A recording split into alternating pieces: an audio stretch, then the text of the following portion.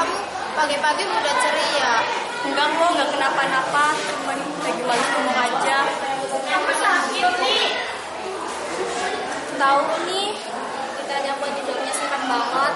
Enggak kok, teman, enggak kenapa-napa, cuma lagi malas ngomong aja. Ya udah nih, kalau kamu nggak kenapa-napa, kita cuma takut aja kalau kamu lagi ada masalah atau sedang sakit, tapi kamu nggak mau cerita. Ya pokoknya enggak kenapa-napa, kalian gak usah takut. Bel masuk berbunyi. Pada pun masuk ke dalam kelas karena pada hari ini jam mengajar Pak Darno di kelas ini. Ia ini salah satu guru yang aneh. Anak-anak.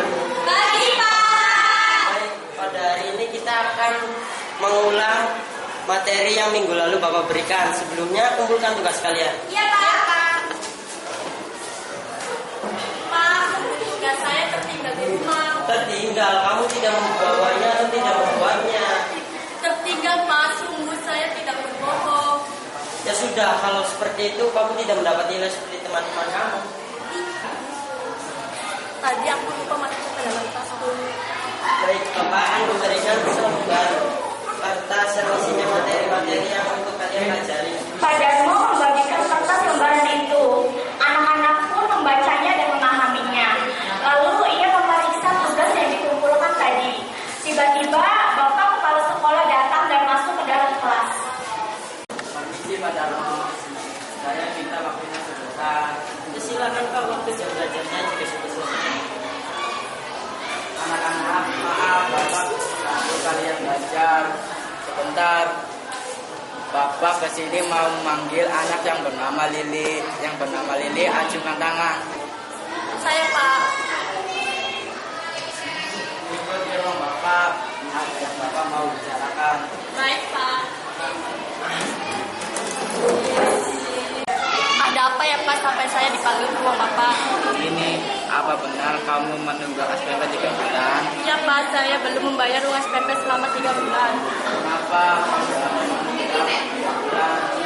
Apa benar kamu dikasih uang sama orang tuanya untuk pakai? Tidak Pak, memang saya belum dikasih sama orang tua saya karena orang tua saya nggak punya uang. Kalau mau ngomong, Bapak kasih kesempatan dulu ya. Sok. Ya. Ya. Langsung kamu ngomong. Tidak Pak, saya belum dikasih sama orang tua saya karena orang tua saya nggak punya uang.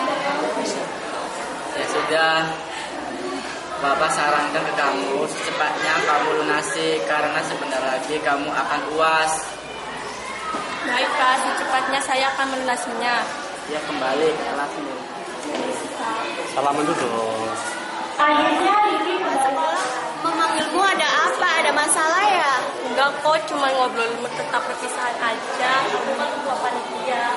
Oh gitu ya. Nah, ntar pulang sekolah